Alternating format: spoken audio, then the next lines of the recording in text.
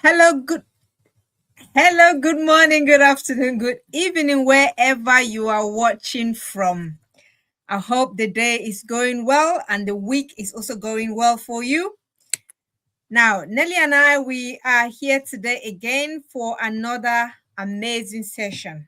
And the title today, we're going to be talking about a title that can sometimes be emotional, right? It can be emotional. And that title today is Managing Your Mental Health as a Single Parent.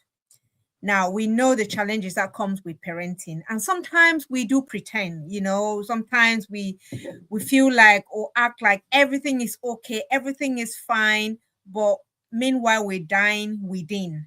So today we're going to be talking about it, just sharing our perspective, and hopefully you can pick one or two things from it. For anybody who doesn't know me, my name is Peggy Barre. I am a survivor empowerment coach and the founder of Arise and Thrive Academy. And let me pass it to Nelly to introduce herself. Hello, everyone. Welcome to another session. I am Nelly Kwas and Myself, a social worker, transformational life coach, and co-director for Hand in Hand Community CIC. We are just so excited this week, most especially because it's Mental Health Awareness Week. So, welcome and let's talk about mental health. Yes, absolutely. We are this week is all about raising awareness on our mental health. And in as much as some people do not believe, some people pretend as if it's just a name, it doesn't exist or it doesn't happen, but it does happen. So today, without further ado, we're just going to dive straight into the objectives that we're going to be talking today. And like we said before earlier on, single parenting can be one of the greatest and most challenging and also a rewarding experience.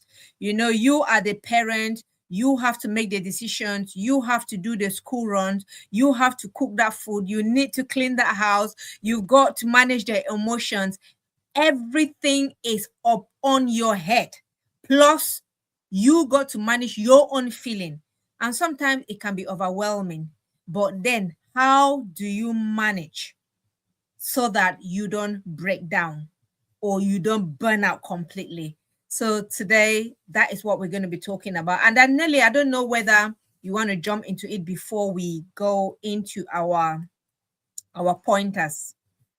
Yes, so we know as single parents, there are so many issues that we go through that we are dealing with, which range from financial constraints, being able to manage the household single-handedly, paying bills, having a job, and all whatnot.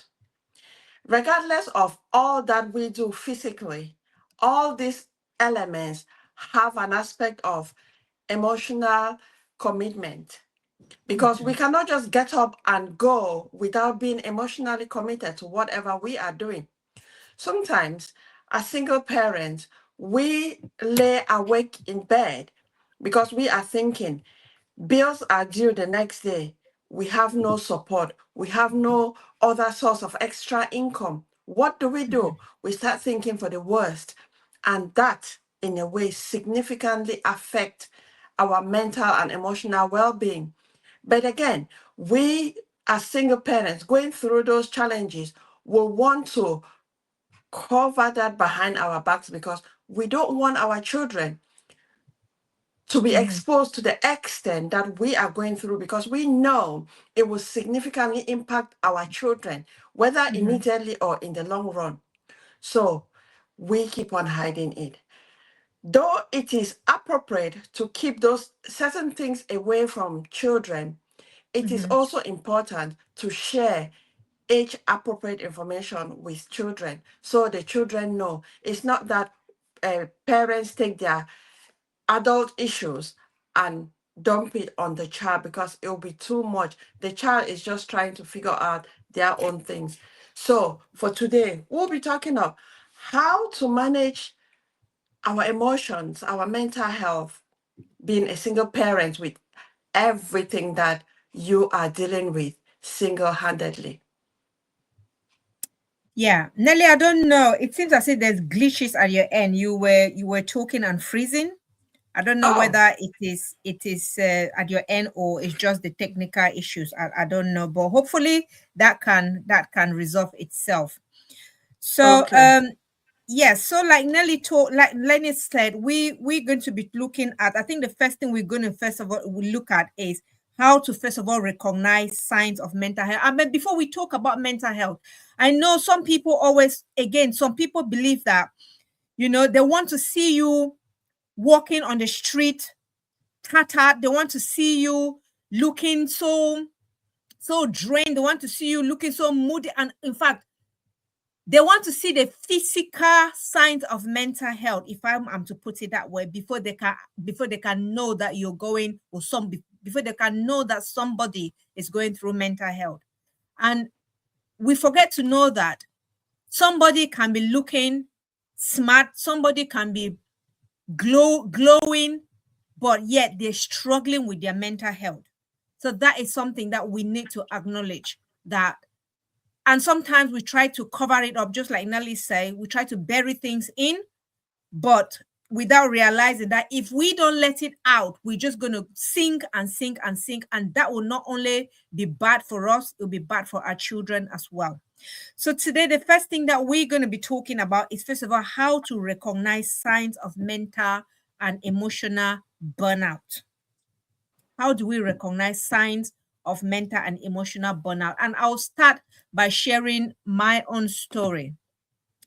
I know from the time that, well, my relationship broke down, and I had to move away with my three children, with my kids. Like I've shared before, it was like starting life from scratch. And when you're starting life from scratch, first of all, in a new environment, things are difficult. You don't know anybody. At that time, I wasn't working. And then at that time, the people that I was hoping that they will reach out to me and support me, no one was there. Only a few that I can say were there. The majority, especially those that I thought were my friends and my network, they were nowhere to be found. And so I was there in a new environment with the children, looking at them going through the challenges and asking questions that I couldn't answer. In fact, some of them I did not have answers to. And then going through that emotions of first of all feeling guilt, because I felt like maybe it was my fault.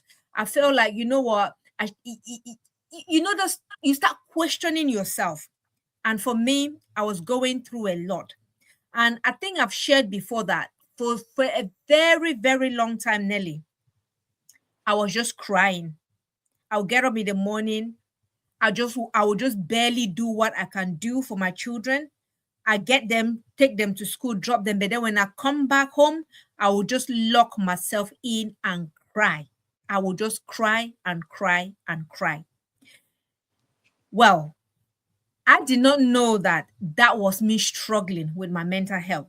I thought it was just me going through the motion, like, just feeling sorry for myself and heaping all the blames on myself and just questioning myself and all of that. But it got to a point where it started affecting me that I wasn't eating. I was so cranky. I went so pale, you know.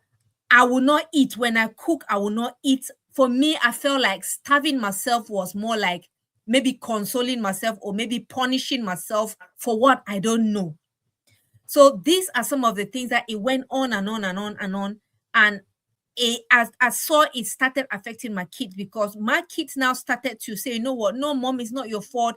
My eldest son started taking the blame. And for him taking the blame was maybe to relieve me from that pain. But then it started affecting his own mental health. So that is the moment where I said, you know what? I need to do something. Enough was enough, if not for me, but for the sake of my children.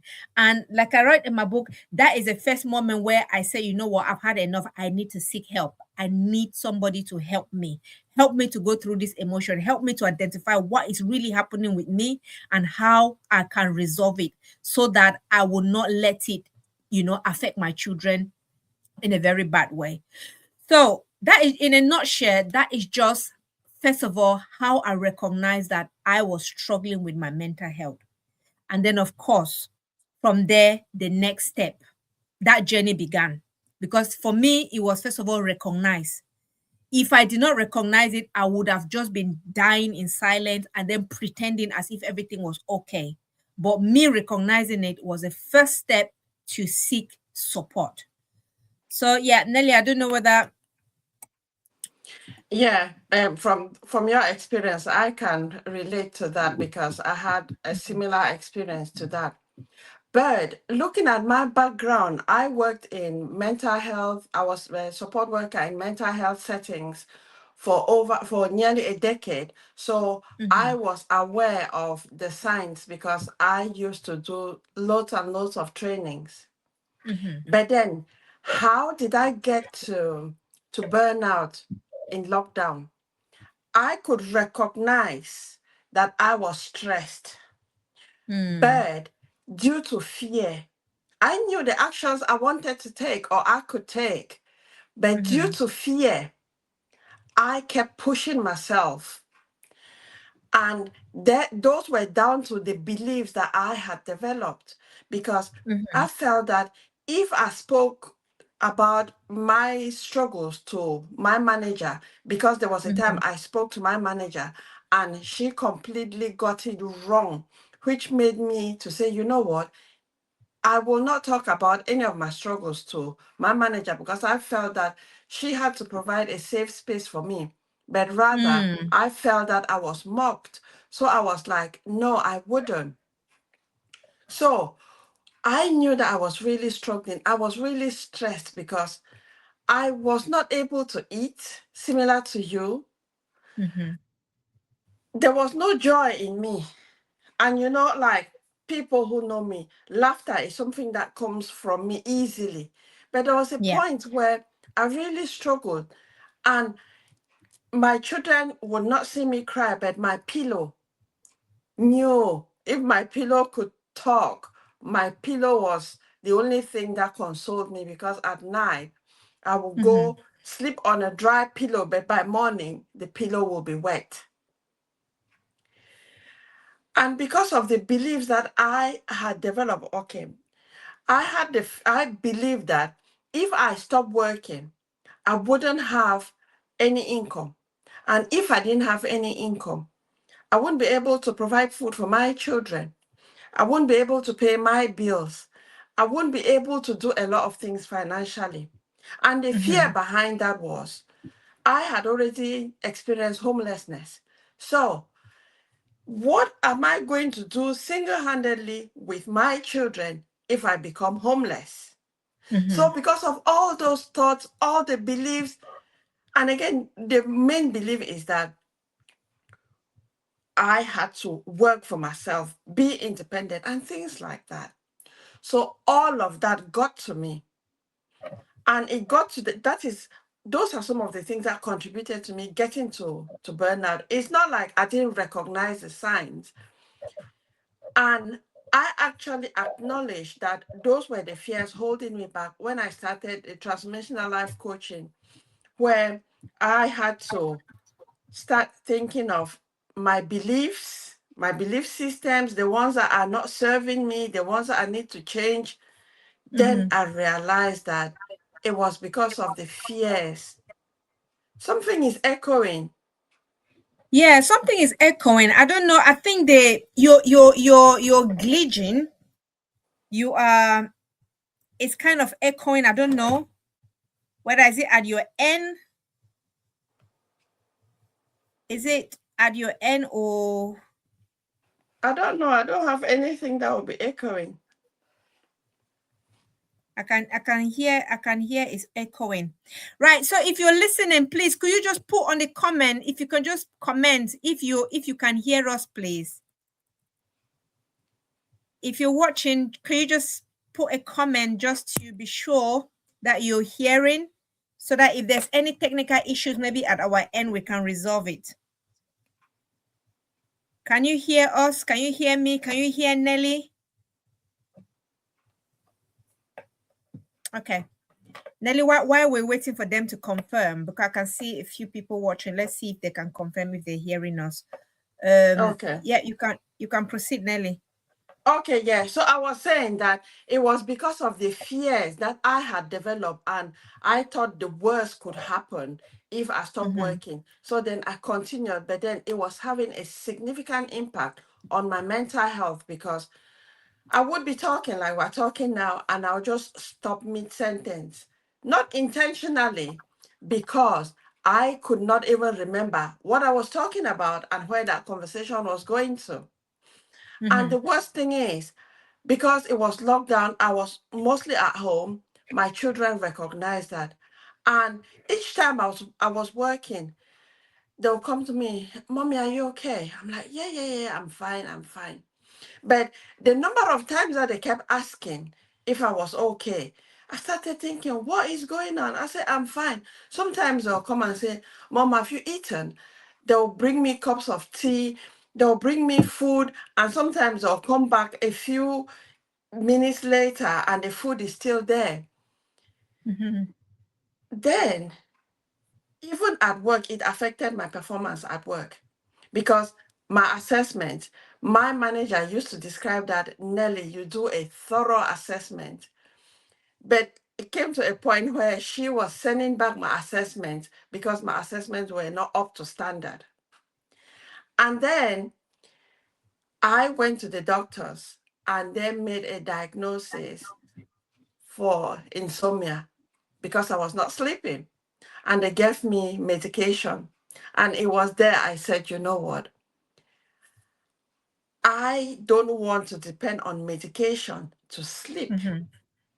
And that was when I said, no, I have to do something. And that was how I started coming out of the burnout.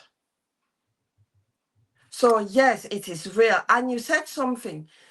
Many people still have the belief that mental health difficulties is just a makeup, that people just make it up.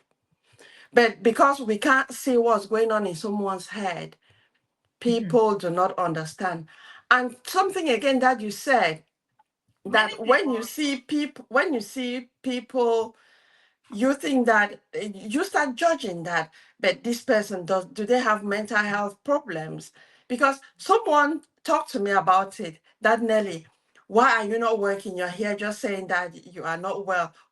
There's nothing wrong with you and things like that. I'm like, yeah, you don't know because you can't see. It's inside my head. So it Yeah. is still, people still talk about it now. And sad enough, even some people who work in the mental health sector, they still don't believe that mental health is real or mental health problem is real. Yeah. That is so true. I just hope I can still feel there is something. Maybe it's echoing or there's a glitchy somewhere. I don't know. I'm trying to figure it. I don't know. I wish Have you checked your settings that way? Because I've looked, I don't have anything here. when I speak. It can you hear me? Can you hear it echoing when I speak? No. Okay, when you speak, I can hear it echo. So Do you do you have any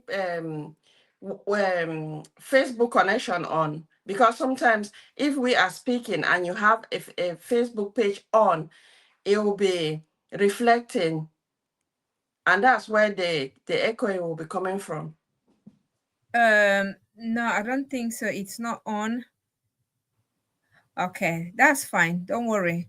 Um, so what we're gonna again, one thing when you were talking, Nelly, there was one thing that I picked up, and I feel that this is one of the reasons why many parents are suffering in silence, because they feel that if they raise out no if they go to seek support. I think we talked about this thing last week when we talked about some parents are scared that they don't want to either go to their GP, or they don't want to go, where they can get that appropriate support.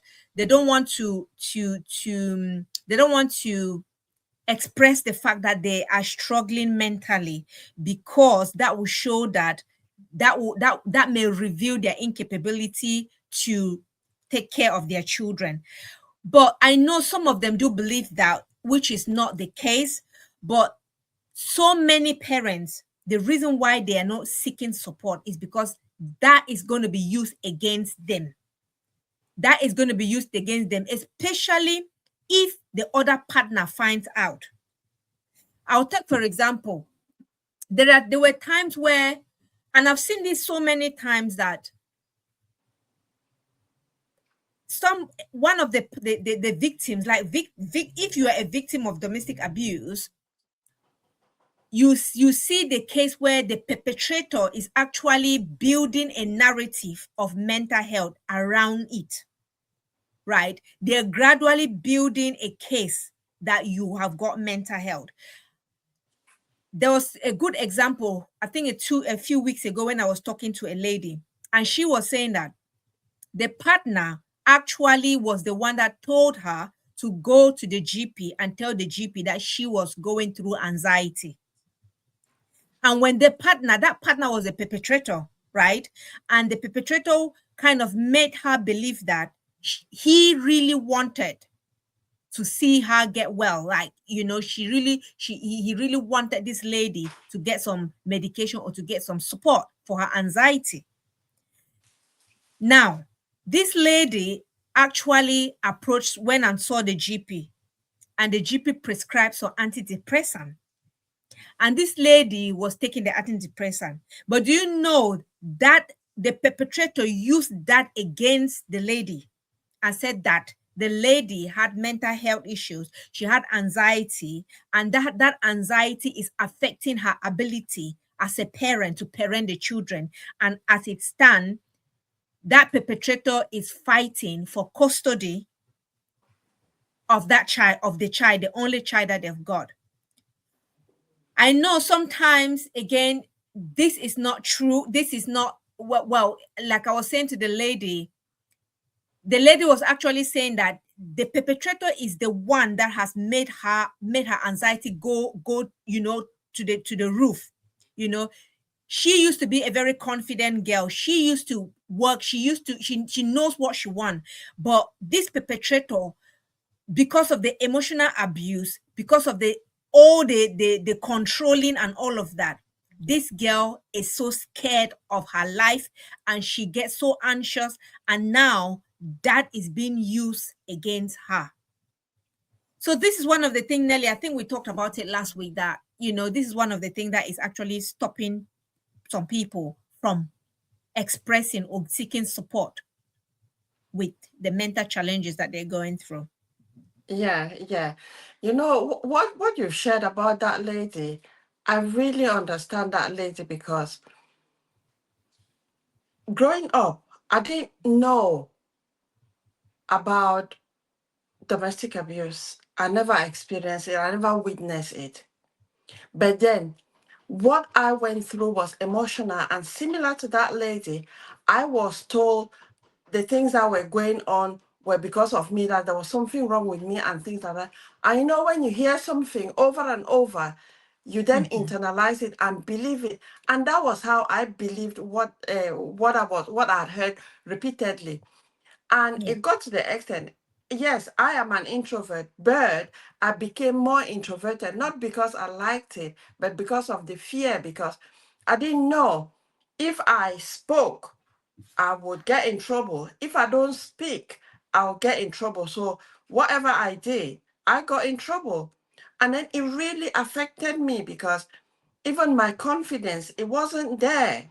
I was an Mhm. introvert, but I was confident when I was out there. But it really knocked me down, and I just blame myself for everything. So as much as people think that, abuse doesn't affect one emotionally and mentally, it is not true. It is massive. It is massive Mhm. because it knocks down your confidence a lot, and because it gets to an extent where you don't even know who you are. And that's why I Mhm. always say that I describe the way I was, that I did not know the woman that I was carrying along, because the version of the woman that I had at or I knew at the time was very different from the original woman that I know, that I knew. Mhm. And good thing I have found the woman that I know who is now me speaking. So it Yeah. really affects mentally and emotionally. Yeah. True. And again, this is the sort of thing I think we're going to talk. Let's talk about again. We talked about acknowledgement. That the first thing first is first of all to acknowledge that you're struggling, and it's about identifying what is it that you're struggling with. Some people are, because again, it comes, single parenting comes with things like loneliness, decision fatigue, financial stress, like we talked about, guilt, which is the massive one, and then the fear of getting it wrong. Some parents, especially if the other partner have kind of made you believe that you are nothing without them, you're a useless person, you cannot progress to anything. In fact, they've reduced you to nothing.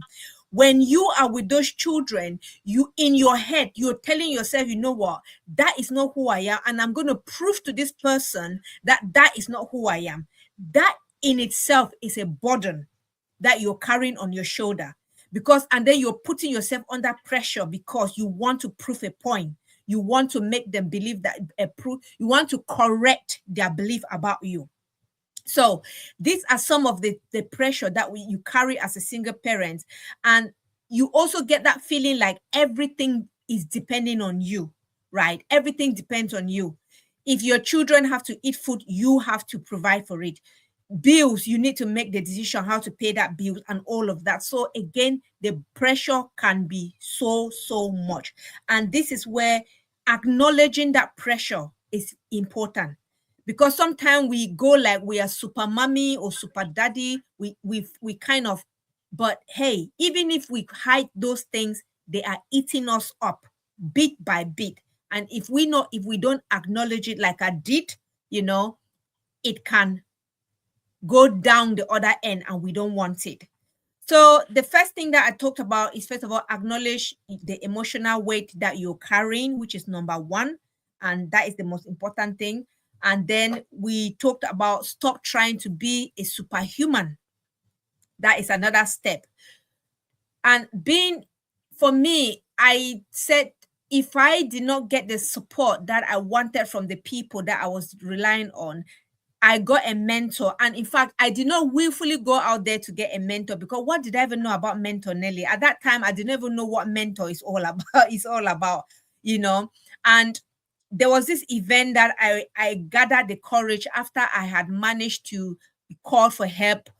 I was working with domestic abuse services at the time, and I was going through some of their trainings, their workshops that they were delivering for women.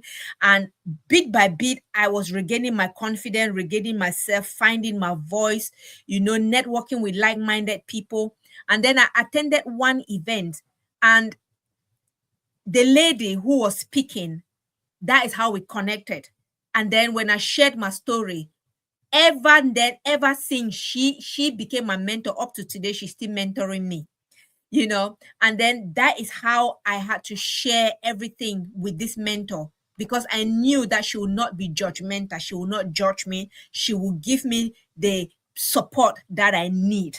So again, the first thing she told me was that, you know what, I've got to put down all the barriers that I've put up. I've got to let it down, and let it down, not because anybody is going to come into my circle. Nobody is going to come into my space and hurt me, but I'm letting that barrier down to relieve the pressure that I'm carrying. Even if I make mistake, it's okay. Nobody's going to judge me. And from there, that is when I started realizing that I don't need to be this super mom, this super mommy, or this super person, this human that I feel that I am. I am just me. I'm just human.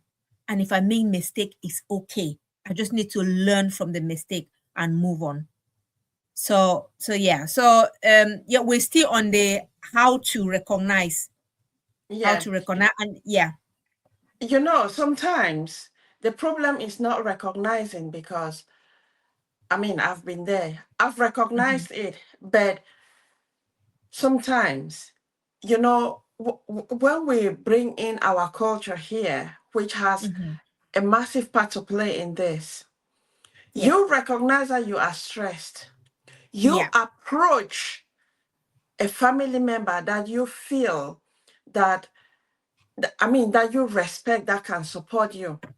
But Mm-hmm. then, because of the cultural beliefs, the taboo, they tell you that you just need to be there. You are making things up. Imagine Mm. when you know, because I had that experience where Mm-hmm. I approached a couple of people and one of them said they will support the person regardless of whatever. And I was Mm-hmm. like, oh, actually. And then I approached a second one, someone that I highly respect. And you know what? Those two experiences, I felt really rejected. So Yeah. it's not like I did not recognize that I was really stressed, Mm-hmm. but it's the environment. Yeah. Because you look at it, in our culture, marriage is for families, nothing to do Mm. with the couple. But Yeah. then the couple live together, and that support is not actually there. And Mm-hmm. to me, I like culture, I like tradition, but Yeah. there are certain things that needs amending Mm-hmm.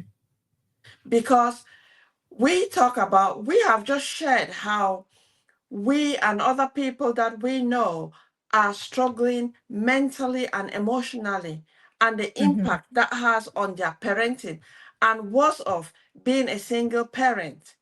Mm-hmm. But then the culture is promoting when single parents are being treated the way they are treated, which is not right.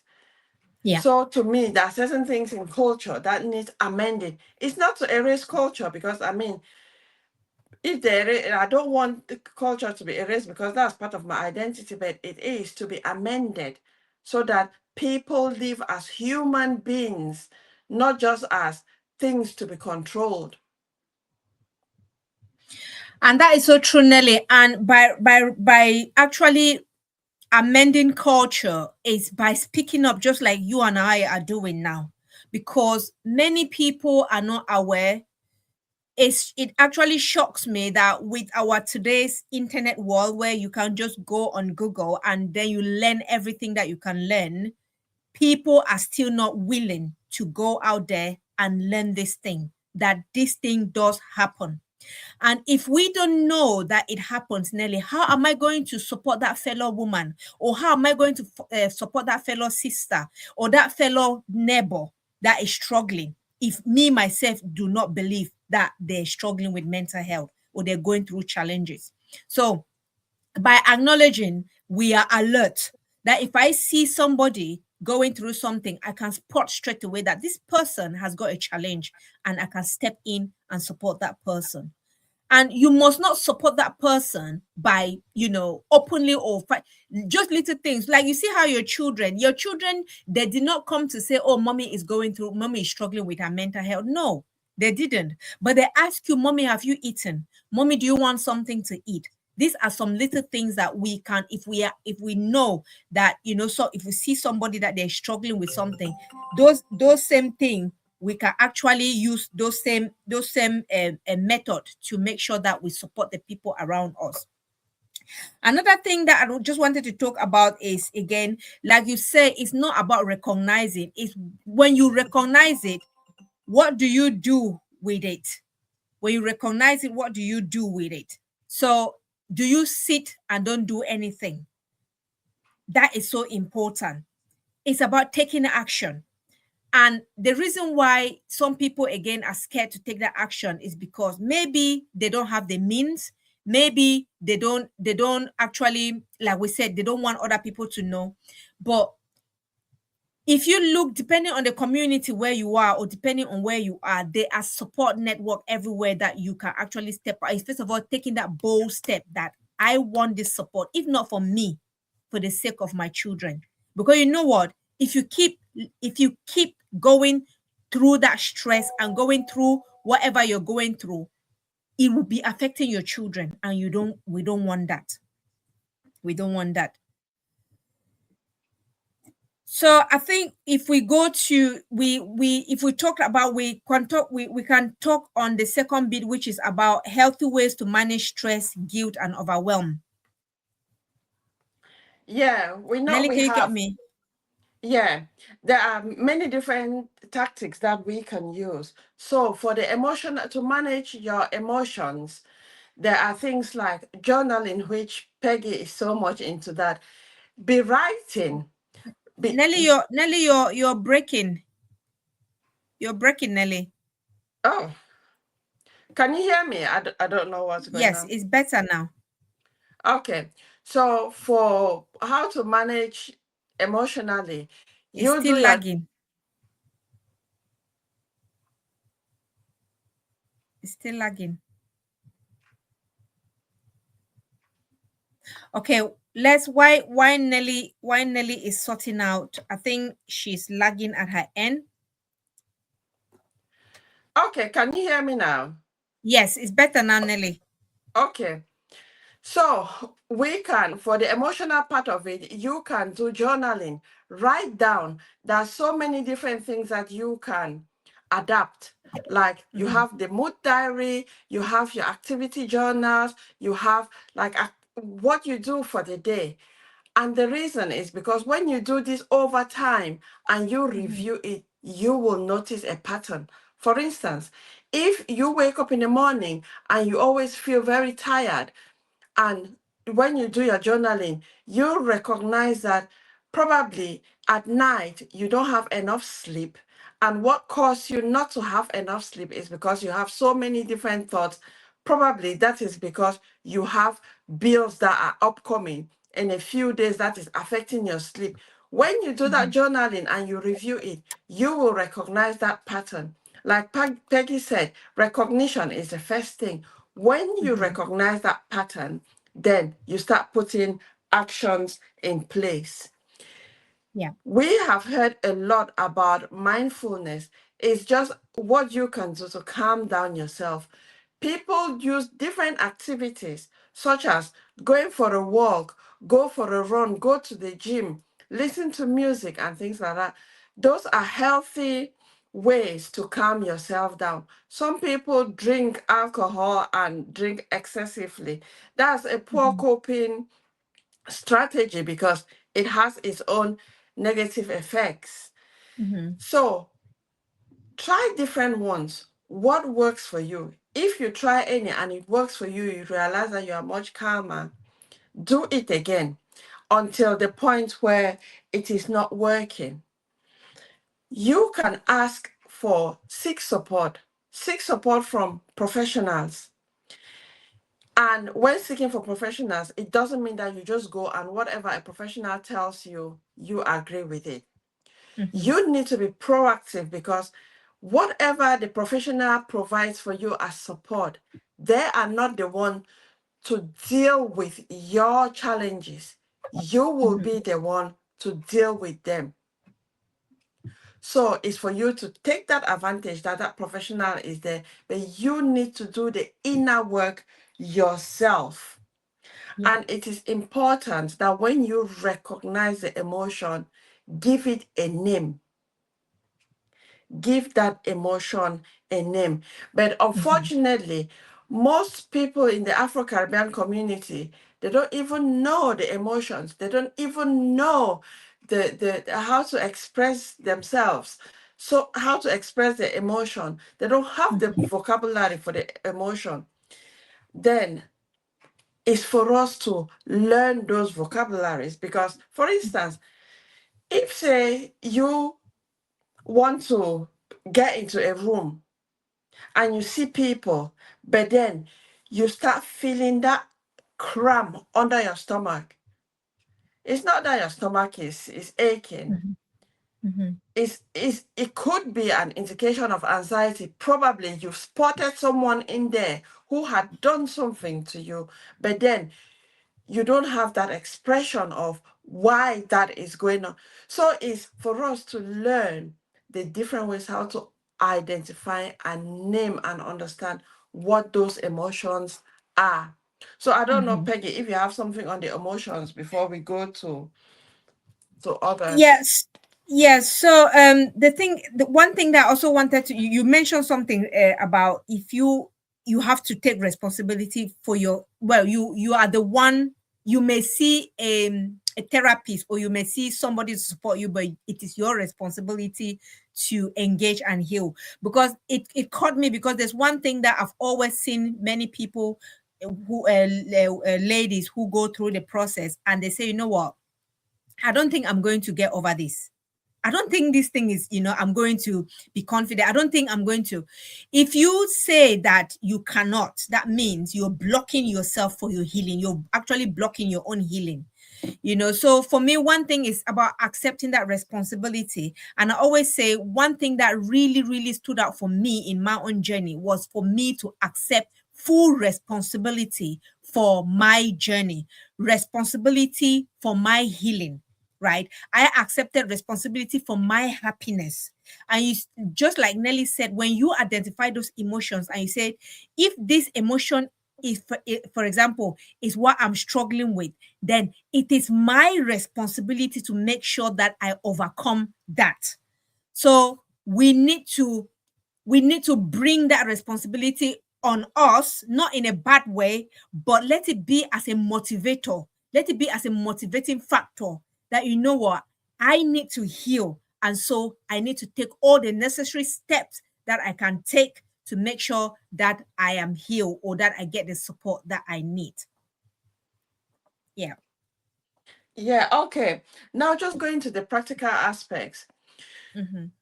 we need to come up with daily routines and Yeah. maintain those routines, because routines give us structure. And when they are Yeah. predictable, it reduces the stress. Hmm. Because sometimes when we don't actually have a routine, you wake up and you just feel that there's too much to do. But Yeah. the routine, when you have a routine, it makes a massive difference, because you know that, for instance, you get out of bed, you have a shower or a bath, you do whatever you are doing. So already that is predictable, because you will do it. That will already reduce anxiety and stress on what you do in the morning. Hmm. Have a plan. For instance, meal planning. Plan whatever you are having for the week, for the day, and so on. Because sometimes when it comes to aspect of food or feeding, sometimes it's Hmm. a big struggle, because do you cook every day? Do you cook 3 times a day, breakfast, lunch, supper? All of that is time consuming, and is also emotionally consuming, because when you are cooking, you don't just take the food and throw it there. You are really involved in the cooking. Yeah. And it gets worse when you don't have the food, Yeah. because when there's no food, the hunger is too much. But when there's food, the hunger is just like a bay. So when you plan your meals, it is a big relief. And I realized that when I was, I came up with a meal plan, and I could still do everything that I was doing, but I felt that, oh, it was not taking up a lot of my time. And it just went Hmm. down to planning, because when I went shopping for the week, I buy for the whole week because I'd already planned. But prior Hmm. to that, I would just go and buy the things that I could buy. But then I might come back and the next day something is finished. And I don't do shopping within the week. So Hmm. that is something that is really helping me, because I know what I am doing. Hmm. Another thing is, take short breaks without guilt. Yeah. Whatever you are doing, take short breaks, because that will help you distract you from what you are doing. So then when you return to what you were doing, you will be more focused. And when you are taking the breaks, it shouldn't be with guilt. And I do that a lot of the times, because when, I mean, I like gardening. Anyone who knows me know that I like gardening. So when I work, I like to take like 5 minutes, just go to the garden. I might just pick a weed that is in the garden, but though sometimes I might plan 5 minutes. But then when I return, I realize that, oh, I've been there for 10 minutes or 30 minutes. So Yeah. I'm always in the watch out. But then what it does to me mentally is really good because I come back and I can concentrate more. And Hmm. when you are doing something, it's not the hours that you spend on that thing, because you might spend hours and Yeah. the productivity will not be good, but it's the Hmm. how much you Yeah. do, the concentration that you can really concentrate and focus on doing the task that you have in front of you. And then another point is you can delegate age appropriate task to your Mm. children, because that will relieve you as well, rather than you doing everything. But Hmm. then it needs to be age appropriate. For instance, we have talked about this. Depending on the age of the child and their abilities, when they finish, let them take the plates. When they finish eating, take the plates to the sink. If there are Hmm. others who can wash the plates, they do that. They make up their beds when they get up and things like that. So is to delegate those tasks so that the pressure on you is reduced, and so will be the stress that will also reduce. Absolutely. And again, prioritizing without guilt can also be you making sure you go to bed early. And I'm talking to myself. Make sure you go to bed early. By making sure you go to bed early. And also, it can be by saying no to extra obligation. Because I know sometimes we don't like to hurt people. We don't like to decline people's, demands. If they want us to do things, we don't. We just want to take it. We don't want to hurt people. So, by you prioritizing yourself without guilt is by saying no, I'm busy, or no, I might not be able to help you this time, and say so without guilt. And we talk about prioritizing yourself without guilt is also unplugging from social media. Mind, whether we like it or not, I know there's sometimes where you feel like, oh, let me just go on social media and scroll and scroll. It relieves me. It relieves me. Yes, sometimes. But if it is a continual thing that you're doing and you're addictive to it, statistics shows that it actually affects us mentally. It actually affects us mentally. So we need to be mindful. And just like Nelly said again, try and take a short walk. You'll be amazed what walking can do to your mental health. Sometimes it might be tempting to just sit there and be ruminating over that thing that is bothering you, just be thinking about it. But if you leave that thing, just go on a short walk. Maybe as you're walking, you're listening to a podcast, or you're listening to something that you're learning from it. Not about gossip. Don't go on social media and listening about somebody screaming down your throat and all of that. No. Listen to maybe an educative message and all of that. You see how that will actually improve your mood in the first place, and you're also going to learn from it, as well as that walking is going to help you with also your own physical health as well. And then I don't know, I've got a point which is another physical one, which talk about build a support system. I don't know if you got that on your list, Yeah, Nelly. So yeah, that is another aspect, to build a support system. And when you talk about support system here, Nelly and I have mentioned it before. It's not just Tom, Dick, and Harry that is going to be your support system. I mean, people who are really going to support you without judging you. Somebody that if you ring them and say, "Hey, I'm going through this," they're just going to say, "You know what? Just come lean on my shoulder." They're not going to question you why, when, and what. No, they're just going to support you. And if you look in among your circle, your inner circle, your friend, your family, if you cannot find anybody who you feel can play that role as that your support system, then that is where you can look outward. But then look, you can find maybe somebody who is a professional, right? That can help. And I know when it comes to this, many people say, "Oh no, I don't have the money to pay professional." But no, there are some, depending on the country where you are or where you are, there are some free charities that will support, that have got support workers or have got people there that can support you. So it is very important that you build that support network, and where it might be from your church, it might be from your community, maybe your own inner community, but like I say, it should be somebody that you can lean on, somebody that is not going to come and take your story and go and tell it out there, somebody who can, who believe, who understand what confidentiality means, you know. They can be your support system. I don't know, Nelly, maybe you have something to add on that as well.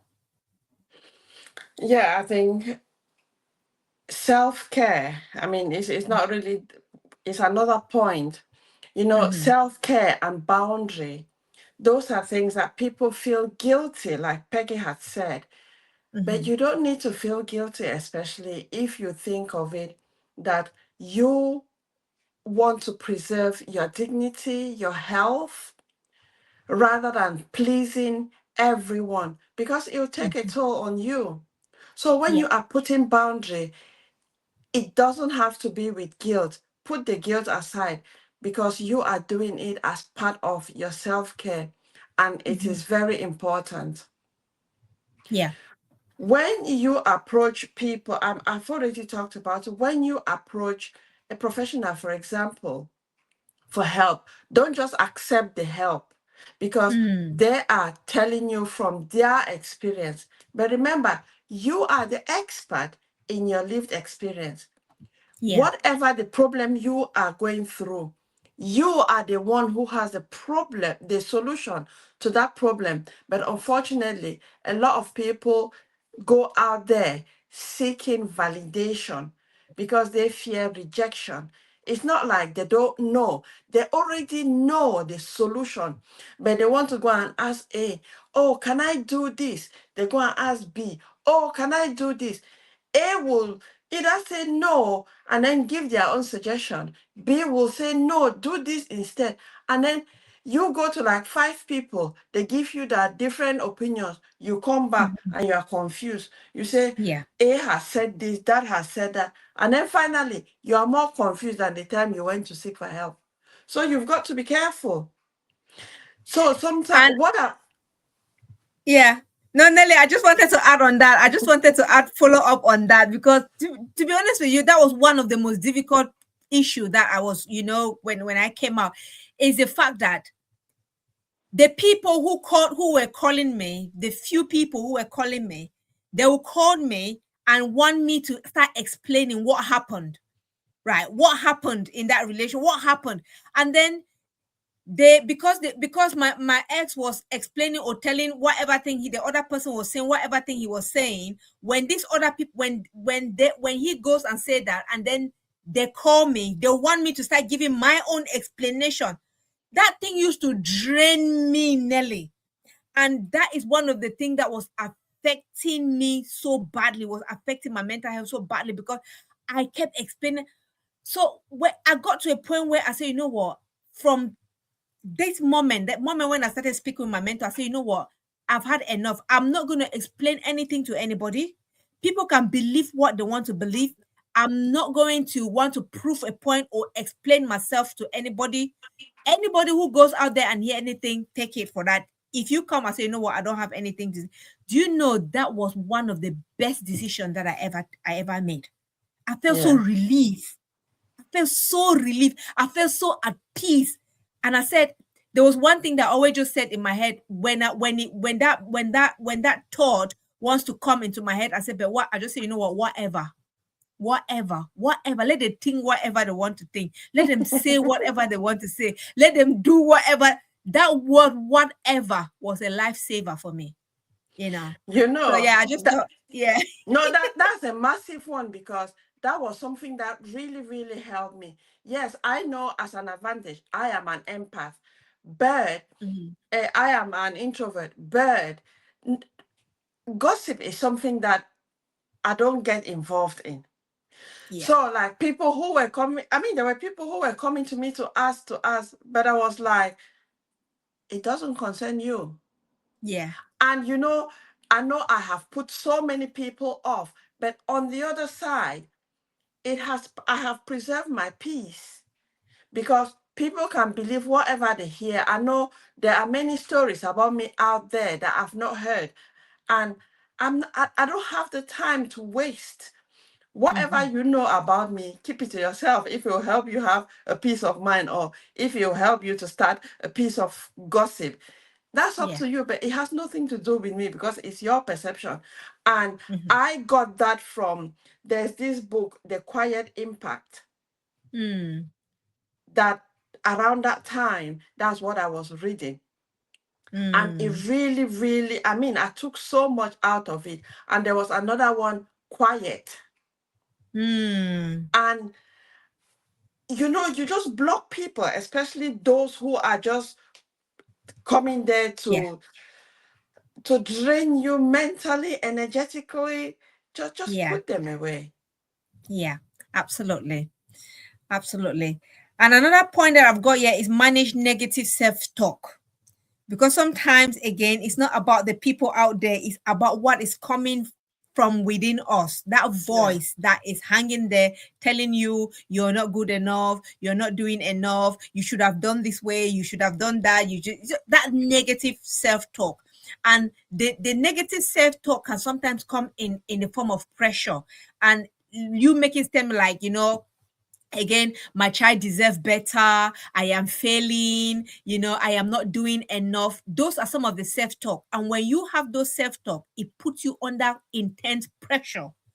That is why you see sometimes when some single parent go on Facebook and you see somebody posting they've gone on holiday, they're having this with their children, that self-talk will creep in. You start feeling like, oh no, God, I'm not doing enough. I should have done better, and all of that. Just get rid that self-talk. You know what? I always say when you have that chimp that is chattering in your head, you need to find your own arsenal to debunk that negative self-talk. And like I always say, you can use positive word, like for example, rather than say I'm not doing enough, you can say I am doing my best. I am doing my best. I love, my kids. I'm doing my best. I am improving. I am growing. So those are some of the things that you can do to challenge those negative self-talk that is just going to drain you down and affect your mental health more. Yeah.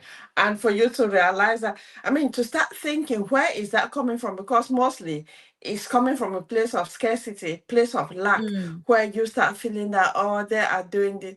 But then just be contented with what you have, be contented with your situation, and instead look at what you can do to make yourself better. Don't be thinking yeah, of comparing with another person, because that's where you are inviting stress on yourself that is yeah. not called for.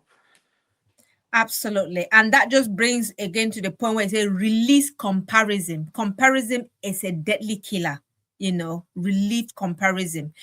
Yeah. I always say Facebook, they say that there was a quote that somebody made the quote. They say social media is a dumping ground for something, something. It was so compelling. I'll look for that quote.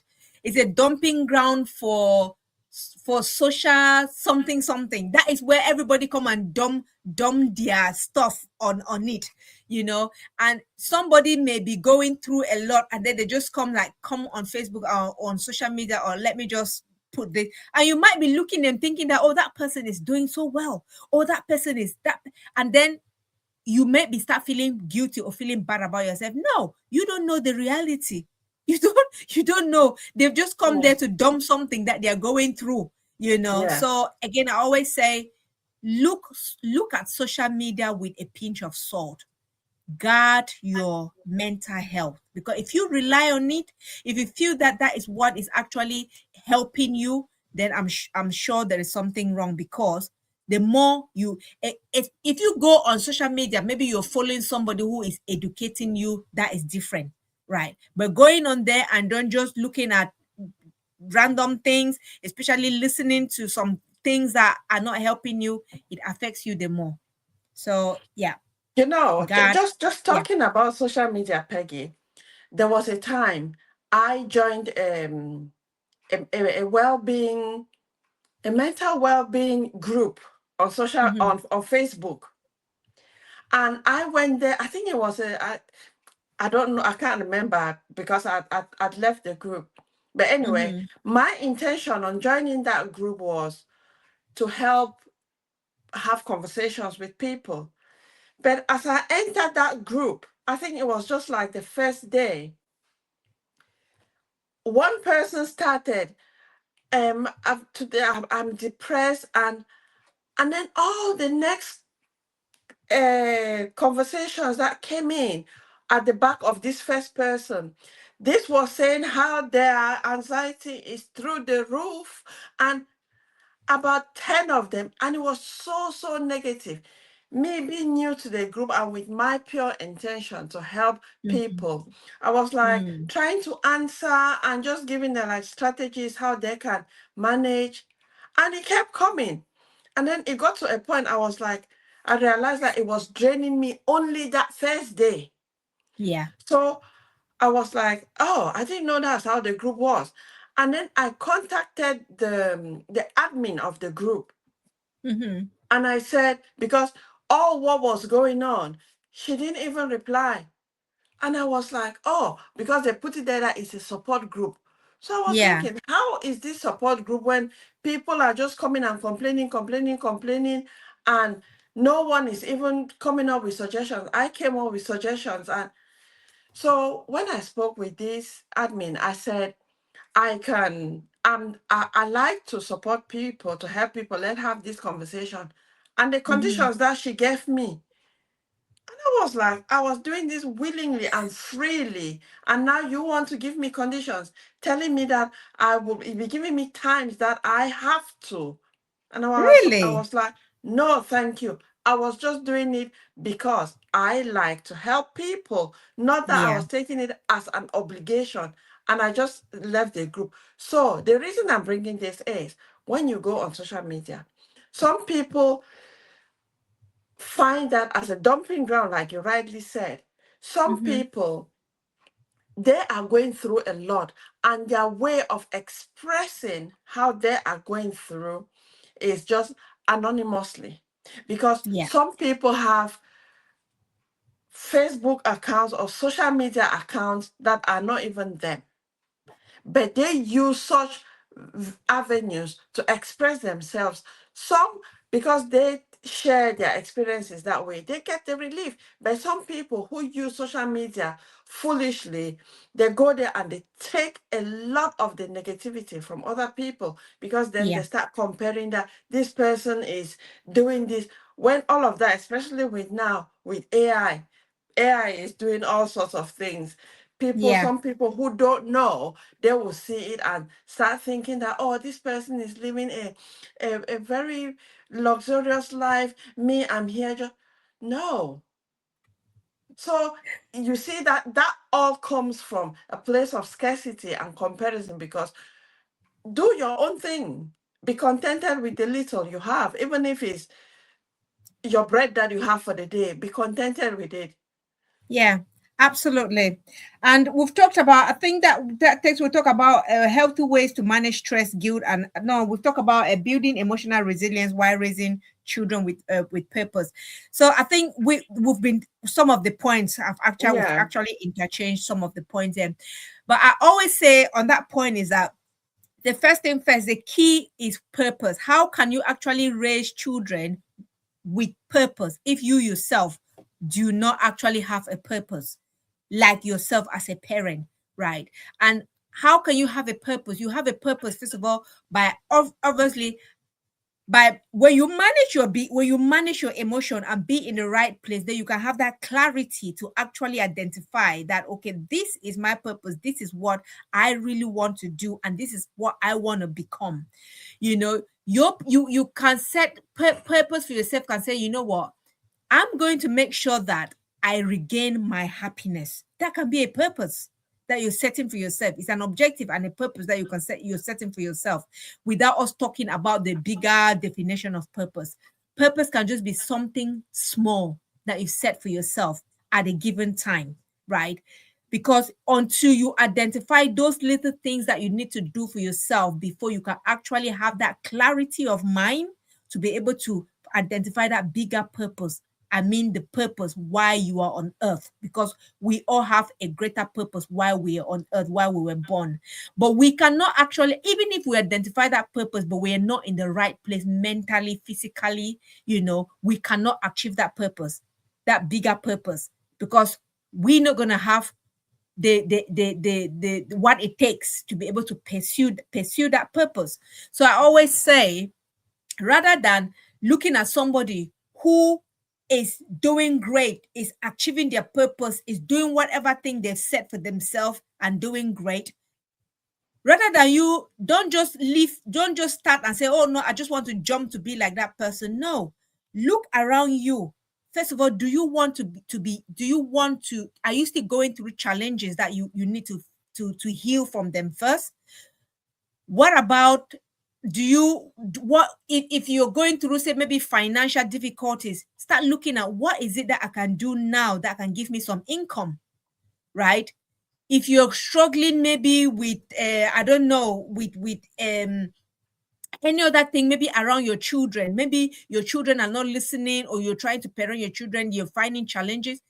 First of all, look at how can I bond well with my kid. So those little things that you're going to do those things first, and then when you're grounded with those things and you feel yourself, and like Nelly said earlier before, this is who she is, this is who I can always say, this is who I am.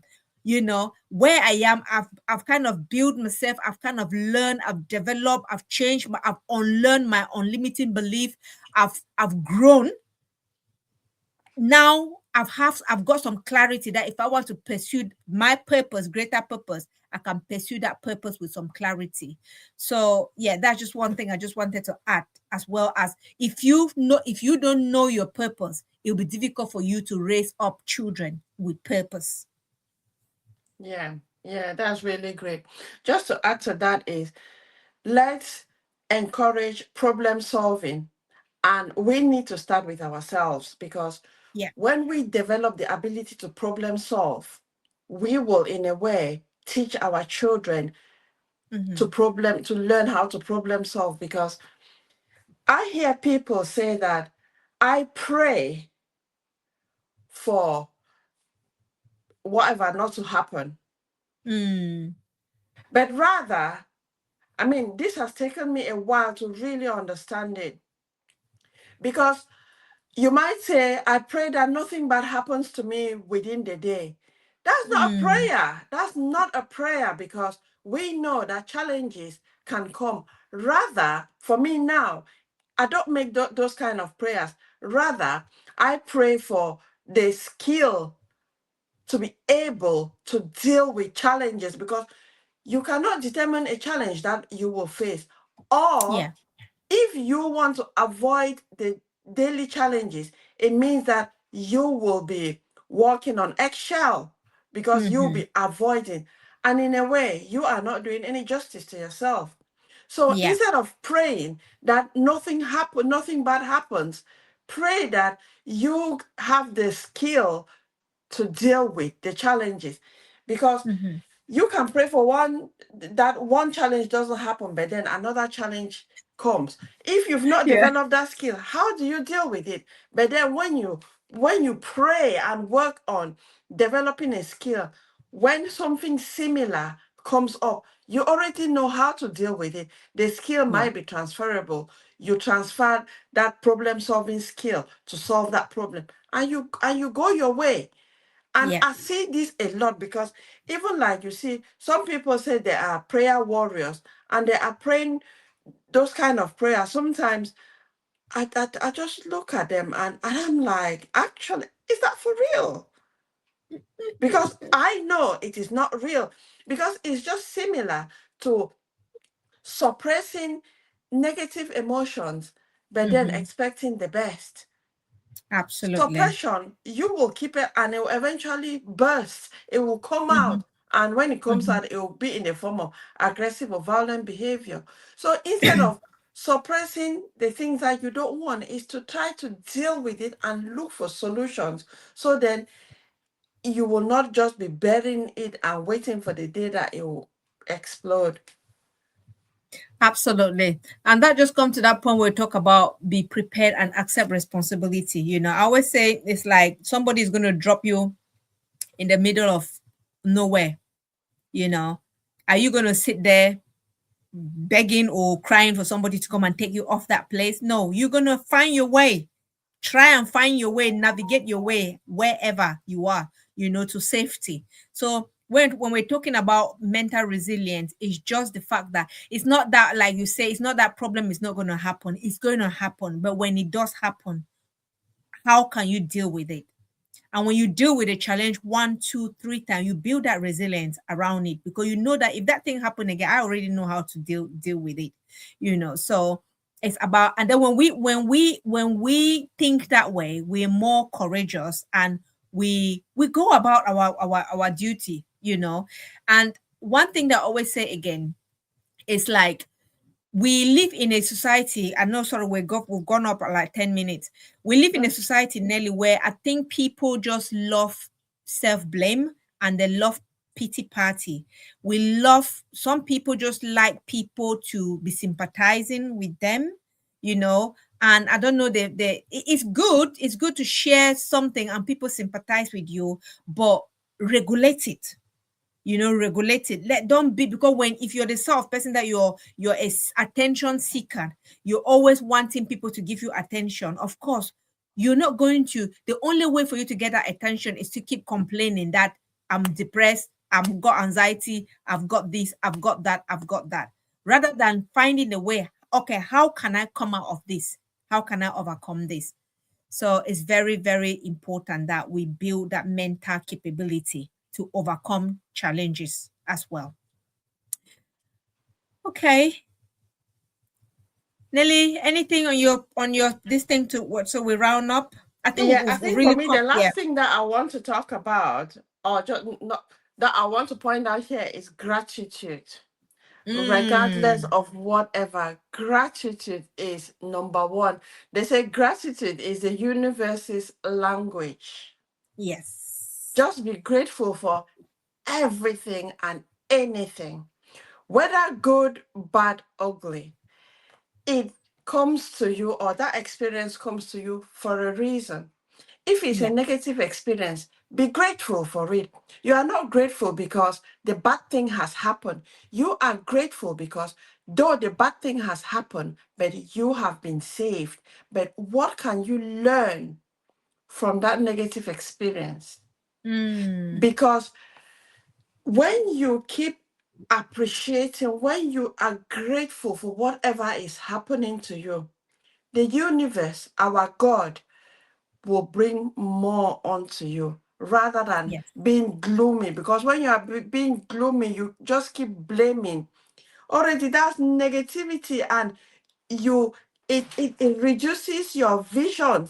You are just focused only on that problem. But when you are grateful, you appreciate even little things. You see the flowers. Oh, this flower is yellow.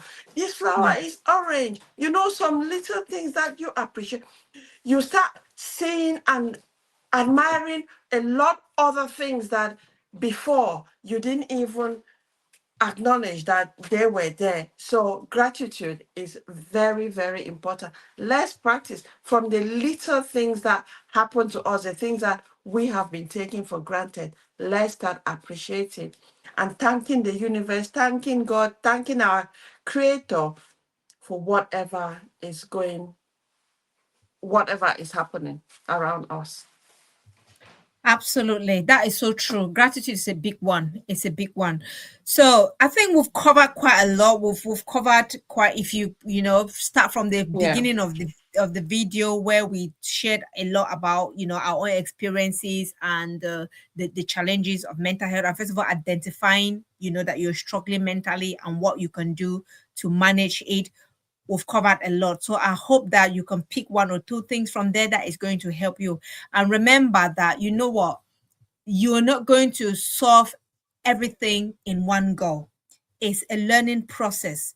And so long as you're willing to learn along the way, so long as you're willing to actually learn, then you're good to go. And I always say again is that Be kind on yourself. Just be kind on yourself. At the end of the day, you're just a human being. You're just a human being. Let no one put pressure on you. Let no one. And you're not doing anything to prove a point to anybody. So take it one day at a time, one step at a time, and look after your mental health, because your mental well-being, because it's very, very crucial. Your children are watching you and they're depending on you. If you have a healthy mental health, that is that is going to reflect on them as well. But if you don't and neglect yourself and don't seek the support there, of course, that is going to affect them as well. So I hope that, yeah. Yeah. Is there anything really you And want to add? yeah, and to encourage us to start talking about mental health, this week is Mental Health Awareness Week. And this month of May is Mental Health Month. So start practicing. It might come very unnatural for you to be talking about mental health because of the stigma and the barriers, but just start talking how you feel, and bit by bit you start feeling that, oh, you can talk about it even louder, even louder. And that is how you start talking about mental health. And then those around you, be talking to them about mental health, how you feel. You might not want to use the word mental health. You might say how you feel, the emotions and things like that. And that is how the message will spread, because bit by bit we'll start be confident to talk about mental health. And hey, it will help, because there will be something that you'll be experiencing, but when you talk it out to someone, you realize that, oh, it's gone. You are not feeling it that bad, because it was just Yeah, something for you to let out. So let's start yeah, talking about mental health. absolutely. Yeah. Absolutely, absolutely, absolutely. It's not a taboo. Thank, absolutely, Nelly. So thank you so much for joining us, and for anybody who is going to be watching after or later, we thank you and we hope that you learned something. And please, if you do have any comment, I think we saw Academy for Grooming Personality. She came on, she said awesome, and then Franca said many of us are battling with this. So yeah, so thank you guys for Love tuning in, you. and we hope that next time, please, if you want to come and join us backstage, do come and join us backstage. We'll be so delighted. So we will see you again in 2 weeks time for another topic again. And if you have any topic you want us to talk about, please, by so doing, let us know. So thank you. You take care and continue taking care of your mental health and your mental well-being. We love you. Thank you. Bye. Bye. Bye, bye, bye.